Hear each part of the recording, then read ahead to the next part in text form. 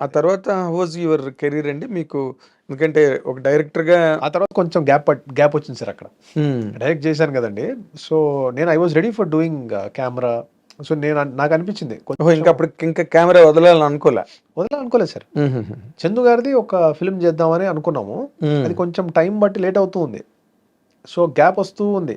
ఆయన next cinema was Premam. So అది వచ్చే బిఫోర్ గ్యాప్ వస్తూ ఉంది. ఆ గ్యాప్లో నోబడీ వాజ్ ఆస్కింగ్, అంటే కెమెరా కోసం. మేబీ నేను డైరెక్ట్ చేశాను కాబట్టి అడగట్లేదు. There could be number of reasons. అది నార్మల్గా నోషన్ కామన్ నోషన్ కదా.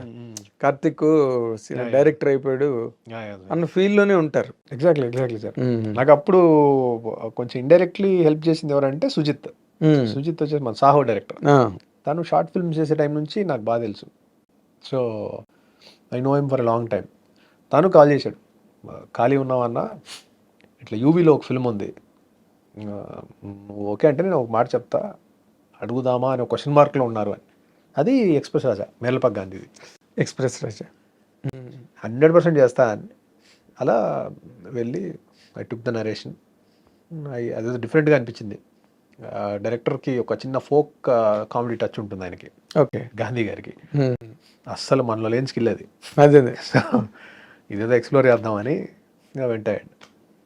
సో అట్లా అది మళ్ళీ స్టార్ట్ అయింది సార్. దాని తర్వాత ప్రేమం.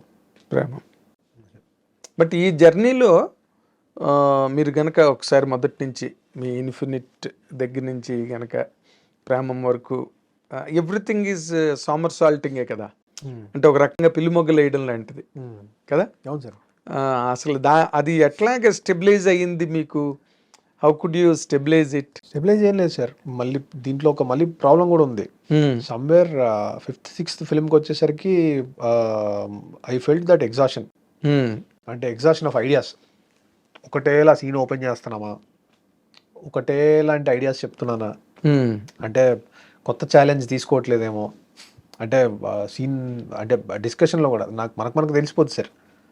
అంటే బయట తెలియకపోయినా when you go back and sleep, ఇంటికి వెళ్ళేసరికి మనకు అనిపిస్తుంది మనం ఏంటి అదే చెప్తున్నామేమో, అదే స్టైల్లో చేస్తున్నామా, కొంచెం అదే టైప్ ఆఫ్ కలర్స్లో ఉన్నామా, ఎక్కడో ఆ స్పేస్ వచ్చింది. ఓకే. సో దాన్ని ఎట్లా బ్రేక్ చేయాలనే దగ్గర ఒక 2-3 years పట్టింది సార్ అది టైం. సో ఆ 2-3 years టైం ఏంటంటే then I decided to do films which are very uncomfortable for me. ఓహో, అంటే అట్లా రిలాక్సింగ్ మూడ్లో చేయకుండా, ఉదాసీనంగా కాకుండా, అంటే నేను కనెక్ట్ అవ్వని కంటెంట్ కానీ, అంటే మేబీ నేను నాకు తెలియని కంటెంట్ కానీ చేస్తే బెటర్ ఏమో, ఏమైనా డాక్యుమెంటరీస్ చేద్దామా, సో అట్లా కొంచెం వేరే స్పేస్లోకి వెళ్దామా అనే ఒక అట్మాస్ఫియర్ క్రియేట్ అయింది నాకు మైండ్లో సార్. సో అప్పుడు చేసిన 2 ఫిల్మ్స్, నేను నిన్ను కోరి ఒకటి, ఒకటి మన ప్రశాంత్ వర్మది. అవును.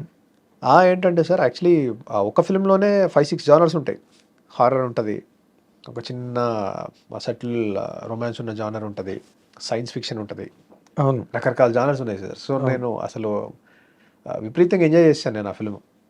అంటే ఒకే ఫిల్మ్లో 6 type ఆఫ్ జానర్స్ ఏదో చేసేసిన ఫీలింగ్ నాకు వచ్చింది. ఓకే. సో అగైన్ మళ్ళీ కొంచెం ఐ గాట్ ఎనర్జీ, రిఫ్రెష్ అయ్యి okay I can do something అనే ఫీలింగ్ వచ్చింది మళ్ళీ. అది మళ్ళీ ప్రతి 2-3 yearsకి ఒకసారి వస్తుంది. లిటరల్లీ మళ్ళీ అక్కడే స్టక్ అయ్యామేమో అని, మళ్ళీ సాచురేషన్కి వస్తున్నాము అనగానే ఓకే మళ్ళీ then you have to unlearn and go back. Yes, unlearn అన్నమాట. కరెక్ట్. అంటే ఇప్పటి వరకు చేసింది మర్చిపోవాలి, నాకేం తెలియదు అనుకోవాలి. అదే సార్, అట్లా కంటిన్యూస్ ప్రాసెస్ సార్ అది. సో ఇప్పుడు ఇంకా మైక్రోస్లోకి వచ్చేసింది కాబట్టి, అంటే లెవెల్ ఆఫ్ అటెన్షన్ మైక్రో లెవెల్కి వచ్చింది కాబట్టి, ఇంకా కొంచెం ఆన్లర్నింగ్ ఎక్కువ ఉండాలేమో. అంటే చాలా ఫాస్ట్గా టేస్ట్లు మారిపోతున్నాయి, టేబుల్స్ చాలా ఫాస్ట్గా మారుతున్నాయి. ఈ మధ్య రోజుల్లో అయితే మరి లాస్ట్ 2 years 2.5 3 years ఆ కరోనా టైంలో పీపుల్ ఇంటికే స్టిక్ అయిపోయి ప్రపంచంలో ఎన్ని భాషలు ఉంటే అన్ని భాషలో సినిమాలు చూశారు. ఏదో ఒకటి మీరు కొత్తగా మరీ చాలా విచిత్రంగా ఉంటే కానీ ఎంజాయ్ చేయలేకపోతున్నారు కదా. అవును sir. What was your best moment అండి ఆ గ్యాప్, అప్పటి వరకు ప్రేమం వరకు, వరకు నిన్ను కోరి? ఇఫ్ యూ ఒకసారి కనుక, అంటే ఏ రోజున అరే నేను డైరెక్టర్ని అవుదాం అనుకున్నాను, అది అవ్వలేక ఇవన్నీ చేస్తున్నాను నేను. అయ్యయ్యో! అది లేదు సార్ నాకు. అవునా? లక్కీలీ అది లేదు.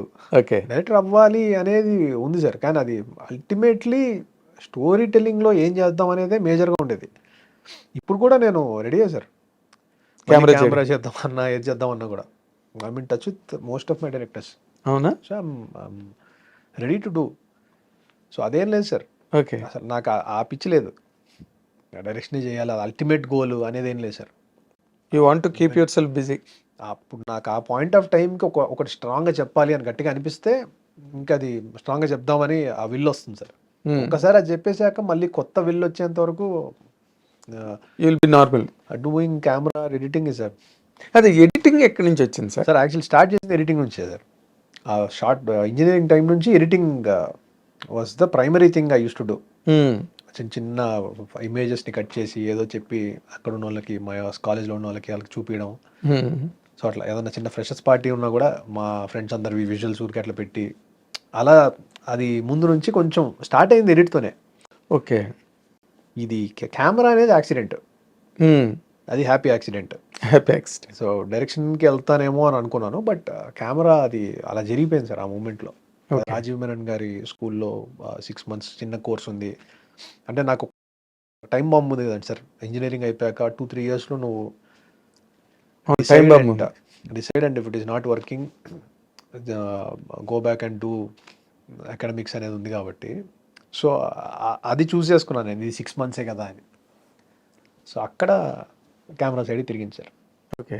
సో 6 months వేరే ఎక్కడో కోర్స్ ఉండుంటే డైరెక్షన్ చేసి ఉండేవాడినేమో.